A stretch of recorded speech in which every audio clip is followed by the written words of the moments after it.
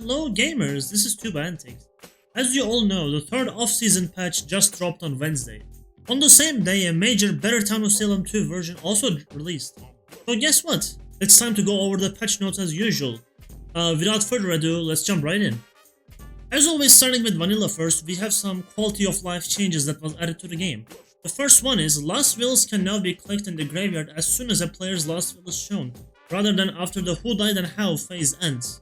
So I know this was annoying for a lot of people, that you had to wait until all the deaths and rolls and wills are showed. Now you don't have to wait anymore, which means there will be no more waiting for everyone who died to show up before you can view someone's last will. This was an annoying thing. As a player, it was annoying me too. I know this was sorted in a mod named Will Utilities, but not everyone had access to it.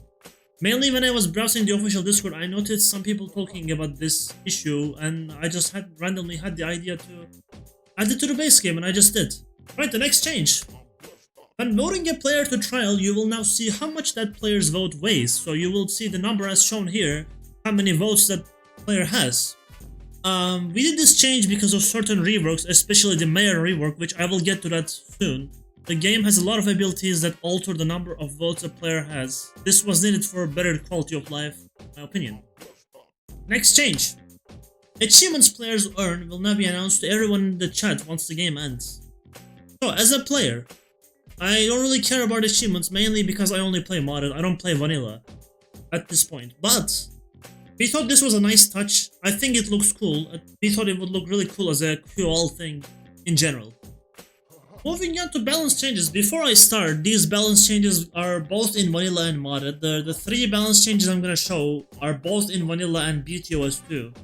I'm going to separately cover what was added to BetterTOS2 later to this video, like the modded only balance changes. I will get to that later in the video. Alright, let's jump right into the balance changes then.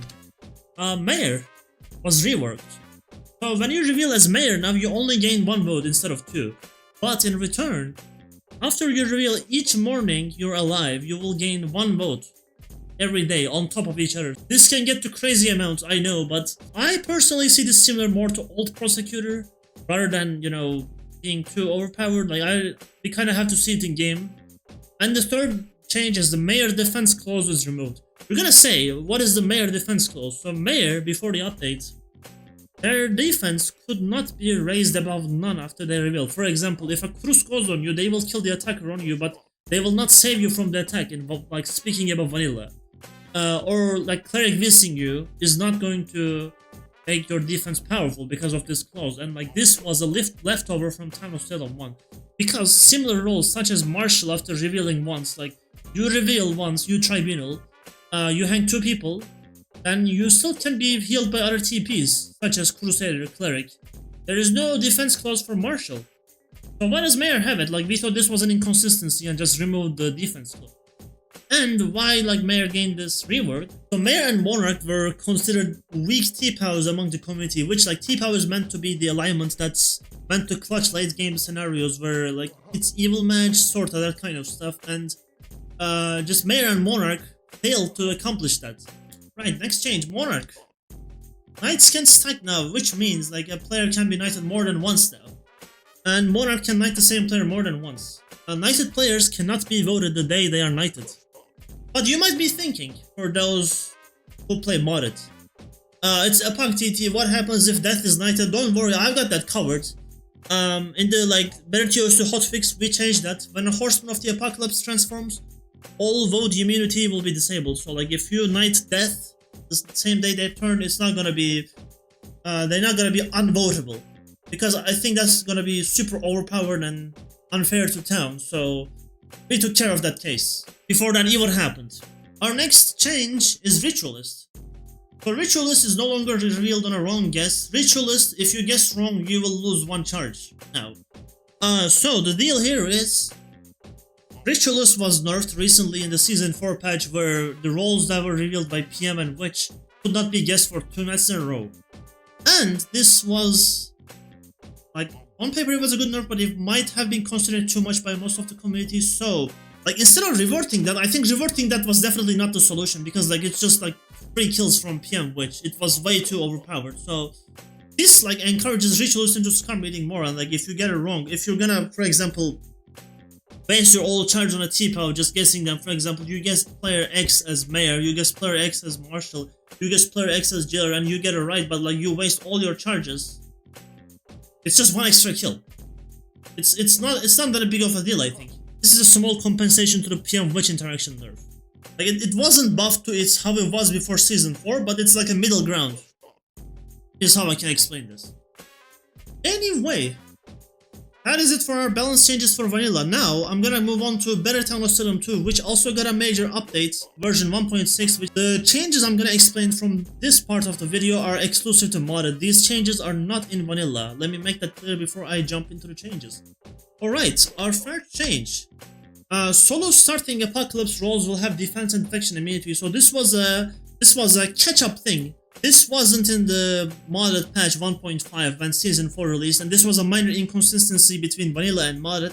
So this change was done to make it same as how it works in vanilla currently. When a punk starts solo, they have defense, and they have detection immunity. We just ported that to modded for consistency reasons. Moving on to actual balance changes. Crusader and Poisoner now is notified if they block at least one person. I will underline that at least one person, not how many, visiting their target. So the reason we did this change for Crusader, so modded Crusader in my opinion is a balanced role, but a lot of people find the role unfun to play as, so this was an attempt to address that issue with adding feedback to it, because like old Crusader, like before this update, got zero information, and that I guess was boring to play for a lot of players. So we attempted to address that issue by doing this, and like let's see how this works out in game first. Why Poisoner got it? So they can fake Cruise easily. Like Poisoner gets all this information only when smogging, by the way, if it's not clear. Not when they're role blocking, obviously. But this change was done overall to make Crusader not boring to play. Is the reason of this change. Anyway, our next change is, I think the biggest change of this update, Serial Killer completely got reworked. Serial Killer no longer rampages or bloodlusts. Serial Killer can now hear whispers. I'm gonna explain why Serial Killer can hear whispers. It might sound absurd at first read, but it's gonna make sense, trust. So Serial Killer has the ability to attack, basic attack infinitely as usual, that didn't change. So instead of Bloodlust, you have a 2-charged ability to disguise, which you will take your own death. Your old body will appear as a role of your choice, and you will leave your own last will to that body. You can select a role when you're choosing someone to jump into. You will become them. You will steal their body like the old Disguiser. If anyone knows what the old Disguiser was in Salem 1, it is exactly that. So you can basically become other people, steal their body, and leave the last will and role of your choice. It's a very powerful ability.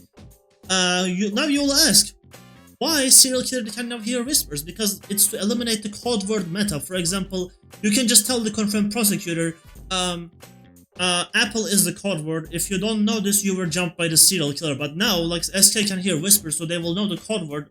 This meta will now work.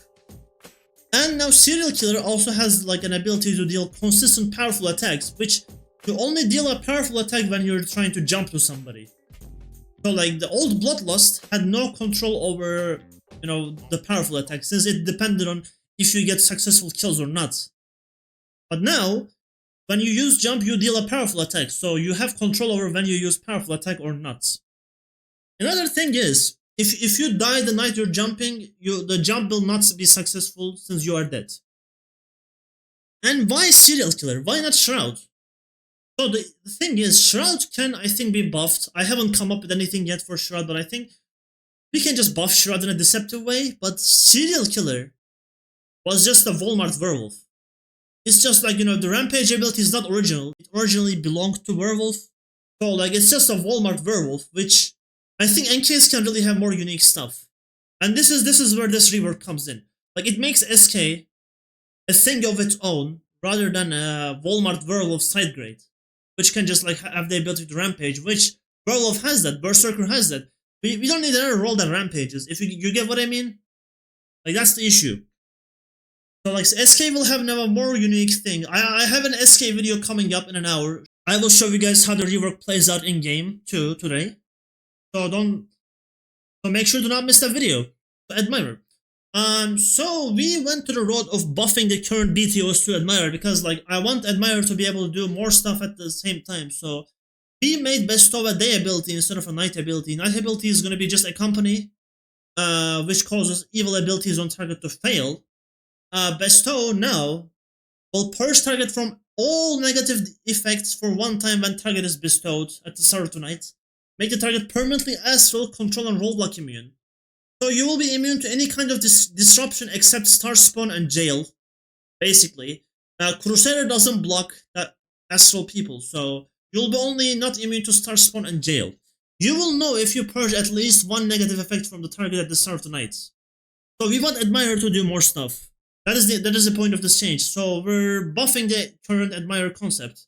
I don't know if it's the perfect. I don't know if it's in a good state or not. We'll see it in game. Our next change, amnesiac. And remember town aligned non-town roles as well. I'm underlining town aligned because some people misinterpret this amnesiac can remember evils. No. This enters the territory of curse law shenanigans where the evil role has to be town aligned. For example, like this is a very edge case too. This rarely will happen, but for some reason the first town death is a town aligned shroud. Let's think that. Amnesiac will become town shroud then. Like this only can happen during curse soul shenanigans. People might say, yes, this is unbalanced, but like that is the reason curse soul is a neutral special role. Neutral special roles are not meant to be super balanced. Like that's a known thing. So I think this is just a little fun interaction. That is why this change was done.